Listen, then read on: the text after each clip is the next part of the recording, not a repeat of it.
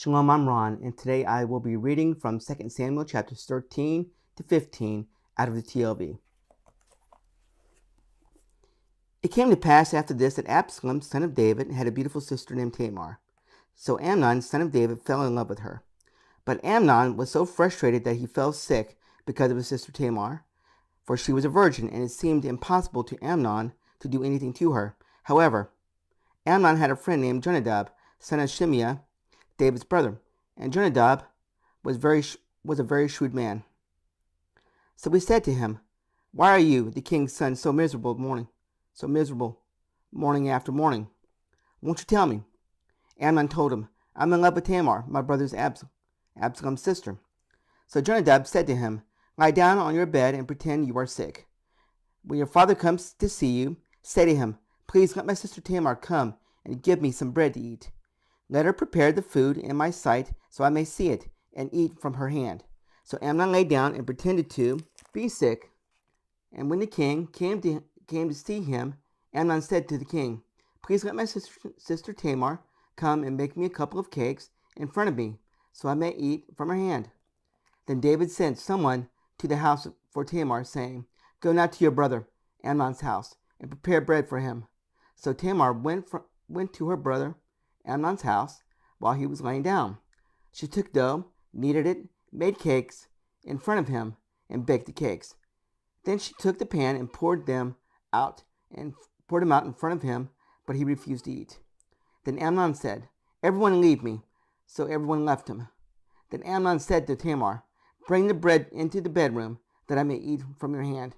So Tamar took the cakes she had made and brought them into the bedroom to her brother Amnon. But when she brought them close to him to eat, he grabbed her and said to her, "Come lie with me, my sister." "No," she said to him, "Don't, my brother. Don't rape me, for such a thing should never be done in Israel. Don't do this disgraceful deed. Where could I go with my shame? You will be as one of the disgraceful fools in Israel. Now please speak to the king, for he will not withhold me from you." But he was unwilling to listen to her voice. So he overpowered her, forced her, and lay with her. Then Amnon loathed her with very intense revulsion. Indeed, the hatred that he hated her with was greater than the love in which he had loved her. So Amnon said to her, "Get up, get out." But she said to him, "No, sending me away is even a greater evil than the one you have already done to me." But again he would not listen to her. Then he called his servants that attended him and said, "Get this woman away from me now, and bolt the door after her." Now she had on her long-sleeved garment, for with such robes the king's virgin's daughters used to be dressed. When his attendant took her outside and bolted the door after her, Tamar put ashes on her head and rent her long-sleeved garment that was on her. She laid her hand on her head and was crying aloud as she went away. Then her brother Absalom said to her, "Has Amnon your brother been with you? So now, my sister, keep quiet. He is your brother. Don't take this thing to heart." But Tamar remained desolate in her brother Absalom's house. When King David heard about all these things, he was very angry. Absalom did not say a word to Amnon, either good or bad, for Absalom hated Amnon because he had raped his sister Tamar. It came about after 2 full years that Absalom's sheep shearers were at Baal-hazor, which is near Ephraim, and Absalom invited all the king's sons. Then Absalom came to the king and said, "See now, your servant has sheep shearers. Please let the king and his servants come with your servant." But the king said to Absalom, "No, my son, let's not all go. We don't want to be burdensome to you." Then he urged him, and he would not go, though he blessed him. Then Absalom said, "If not, then please let my brother Amnon go with us." "Why should he go with you?" the king said to him. But when Absalom pressed him, he let Amnon go with him, along with all the king's sons. Then Absalom commanded his young men, saying, "Now watch Amnon until his heart is merry with wine. When I tell you, strike Amnon, then put him to death. Have no fear. Isn't it I who commanded you, be strong, be sons of valor?" So Absalom's young men did to Amnon as Absalom had ordered. Then all the king's sons got up, each mounted on his mule, and fled. While they were on the way, a report came to David saying, Absalom has killed all the king's sons, and not one of them is left. Then the king stood up, rent his clothes, and lay on the ground, and all his courtiers were standing by with their clothes rent. But Jonadab, son of David's brother, Shimei, said in response, "My lord must not think that they have killed all the young men, the king's sons, for only Amnon has died. For from Absalom's mouth this has been determined since the day he raped his sister Tamar. Now therefore, my lord, the king must not take the report to his heart, thinking that all the king's sons are dead, for only Amnon is dead." Meanwhile, Absalom had fled. When the young watchman lifted up his eyes and looked, behold, there were many people coming down the road behind them on the hillside. Then Jonadab said to the king, "The king's sons have just arrived. It's just as your servant has said." As soon as he finished speaking, behold, the king's sons arrived. They lifted up their voices and wept. And also the king and all his courtiers wept very bitterly. But Absalom fled and went to Talmai, son of Ammihud, king of Geshur. David mourned for his son every day. So Absalom fled, went to Geshur, and remained there 3 years. Then King David's soul longed to go out to Absalom, for he was comforted about Amnon, since he was dead. Chapter 14. Now Joab, son of Zeruiah, perceived that the king's heart was on Absalom. So Joab sent word to Tekoa, and brought a wise woman from there. He said to her, "Please pretend to be a mourner, and put on mourning clothes. Do not anoint yourself with oil, but be like a woman who has been mourning many days for the dead. Then go to the king and speak to him these words." Then Joab put the words in her mouth. When the woman of Tekoa spoke to the king, she fell on her face to the ground and bowed down and said, "Help, O king." "What's the matter with you?" the king said to her. "Truly I am a widow, my husband is dead." She said, "Your handmaid had 2 sons, but the 2 of them fought with each other in the field, where there was no one to separate them. So one struck the other and killed him. Now behold, the whole clan has risen against your handmaid and said, 'Hand over the one who struck down his brother, so we may put him to death for the life of his brother whom he slew.' So they will also destroy the heir and extinguish my one remaining ember, leaving to my husband neither name nor remnant on the face of the earth." Then the king said to the woman, "Go to your home. I will issue an order concerning you." The woman of Tekoa said to the king, "My lord the king, let the iniquity be on me and on my father's house, but may the king and his throne be innocent. Whoever speaks to you," the king said, "bring him to me, and he shall not touch you any more." "Please let the king remember Adonai your God," she said, "so that the avenger of blood does not destroy any more, so they won't destroy my son. As Adonai lives," he said, "not one hair of your son will fall to the ground." Then the woman said, "Please let your handmaid speak a word to my lord the king." "Say on," he said. The woman said, "Why have you devised a situation just like this against God's people? For by speaking this word, the king is like the guilty one, by not bringing back the one he banished. For we will all surely die, and be like water split on the ground that cannot be gathered up again. Yet God does not take away life, but rather he devises plans so that a banished person may not remain an outcast from him. Now the reason I came to speak this word to my lord the king is because the people have made me afraid. So your handmaid thought, I must speak to the king. Perhaps the king will fulfill the request of his maidservant. Surely the king will hear to deliver his maidservant from the hand of the one who would eliminate both me and my son together out of the inheritance of God. Then your handmaid also thought, please let the word of my lord the king bring relief, for like an angel of God, so is my lord the king to discern good and evil. So may Adonai your God be with you. Then the king answered and said to the woman, please do not hide anything from me concerning what I am about to ask you. Please let my lord the king speak, the woman said. Then the king said, is the hand of Joab with you in all this? As your soul lives, my lord the king. The woman answered, no one can turn to the right or to the left from anything that my lord the king has spoken. Yes, your servant Joab was the one who commanded me and put all these words in the mouth of your handmaid. Your servant Joab did this thing in order to bring about a change in the situation, but my Lord is wise, like the wisdom of an angel of God, to know all that goes on in the land. Then the king said to Joab, Behold, now I will do this thing.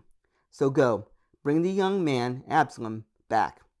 Joab fell on his face to the ground, prostrated himself, and blessed the king. Then Joab said, Today your servant knows that I have found favor in your eyes, my lord the king, since the king has done the word of your servant. So Joab got up and went to Geshur and brought Absalom to Jerusalem. However, the king said, He may go directly to his own house, but he may not see my face. So Absalom went directly to his own house and did not see the king's face. Now in all Israel there was none as handsome as Absalom, so highly praised. From the sole of his foot to the crown of his head, there was no blemish in him. When he cut the hair of his head at the end of every year, he would cut it because the hair got so heavy on him that he had to cut it. The weight of his hair from his head was 200 shekels by the royal weight. To Absalom were born 3 sons and 1 daughter, whose name was Tamar. She was a beautiful woman. Now Absalom had lived 2 full years in Jerusalem, but he never saw the king's face. Then Absalom sent for Joab in order to send him to the king, but he was unwilling to come to him. So he sent word again a second time, but he still would not come. So he said to his servant, See, Joab's field is next to mine, and he has barley there. Go and set it on fire. So Absalom's servant set the field on fire. Then Joab arose, came to Absalom at his house, and said to him, Why have your servant set my field on fire? Look, I sent word to you. Absalom said to Joab, saying, Come here, that I may send you to the king to say, Why have I come from Geshur? It would be better for me if I were still there. So now, let me see the king's face, and if there is iniquity in me, let him put me to death. So Joab went to the king and told him. When he summoned Absalom, he came to the king and bowed down on his face to the ground before the king, and then the king kissed Absalom. Chapter 15. Now it came about after this that Absalom provided himself with a chariot, horses, and 50 men as runners before him. Absalom used to rise up early and stand beside the road to the city gate. Whenever anyone had a suit to come to the king for justice, then Absalom would call to him and say, What town are you from? Should he answer, Your servant is from one of the tribes of Israel, Absalom would say to him, See, your claims are good and right, but there is no one assigned to you by the king to hear you. Moreover, Absalom would say, If only I were appointed judge in the land, then every man who has any suit or case would come to me, and I would get him justice. Also, whenever anyone approached to bow to him, he would stretch his hand, take hold of him, and kiss him. So Absalom kept doing this to everyone of Israel who came to the king for judgment. Thus Absalom stole the hearts of the people of Israel. At the end of 40 years, Absalom said to the king, Please let me go to Hebron and pay my vow, which I have vowed to Adonai. For your servant vowed a vow while I was still living at Geshur and Aram, saying, If Adonai will indeed bring me back to Jerusalem, then I will serve Adonai. So the king said to him, Go in shalom. Then he rose and went to Hebron. But Absalom sent spies to all the tribes of Israel to say, As soon as you hear the sound of the shofar, then you are to say, Absalom has become king in Hebron.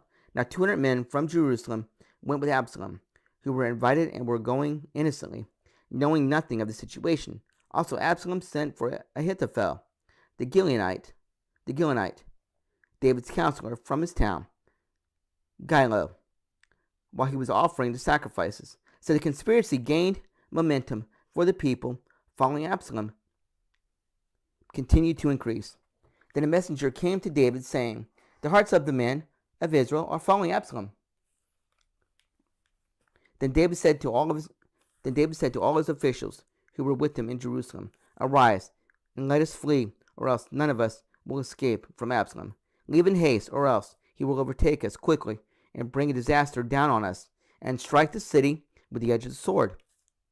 Then the king's officials said to the king, "Behold, your servants are ready to do whatever our lord the king chooses." So the king set out, and his entire household followed him. But the king left behind 10 concubines to take care of the palace. As the king went out and all the people after him, they paused at the last house. All his servants passed on beside him, all the Kerethites, all the Pelethites, and all the Gittites, 600 men that had come after him from Gath, passed on before the king. Then the king said to Ittai the Gittite, "Why should you also go with us? Go back and stay with the king, for you are a foreigner and also an exile from your own place. Your arrival was only yesterday. Should I make you wander around with us today to go wherever I may go? Go back and take your kinsmen back with you. Kindness and truth will be with you." But Ittai answered the king and said, "As Adonai lives, and as my lord the king lives, surely in whatever place my lord the king will be, whether for death or for life, there also will your servant be." So David said to Ittai, "Go on and cross over." So Ittai the Gittite passed on with all his men and all the little children who were with him. While all the country was weeping with a loud voice, all the people were crossing over as the king was crossing over Kidron Valley. So all the people crossed over toward the road of the wilderness. Then behold, Zadok also came, and all the Levites with him, carrying the ark of the covenant of God. They set down the ark of God. Then Abiathar came up until all the people had passed by out of the city. But the king said to Zadok, "Return the ark of God to the city. If I find favor in Adonai's eyes, he will bring me back and let me see it in his dwelling. But if he says thus, I have no delight in you, here I am, let him do to me as seems good in his eyes."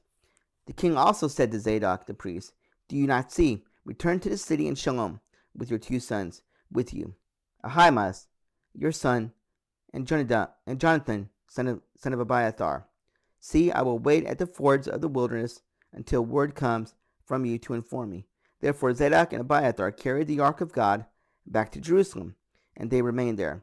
Then David continued to go up the ascent of the Mount of Olives, weeping as he ascended. He had his head covered and was walking barefoot. So all the people with him each covered his head as they went up, weeping as they ascended. Then someone told David, saying, "Ahithophel is among the conspirators with Absalom." So David prayed, "Adonai, please turn the counsel of Ahithophel into foolishness." Then David went on until he reached the summit where God was worshipped. And behold, Hushai the Archite met him with his coat rent and dust on his head. David said to him, "If you pass on with me, then you will be a burden to me. But if you return to the city and say to Absalom, 'I will be your servant, O king. I was your father's servant from then, but now I will be your servant,' then you can thwart Ahithophel's counsel for me. Won't you have with you Zadok and Abiathar, the Kohanim there? So whatever you hear from the royal palace, you should report it to Zadok and Abiathar, the Kohanim. See, they have their 2 sons with them there, Zadok's son Ahimaaz, and Abiathar's son Jonathan. By them you can send to me everything you hear." So David's friend Hushai reached the city just as Absalom was entering Jerusalem.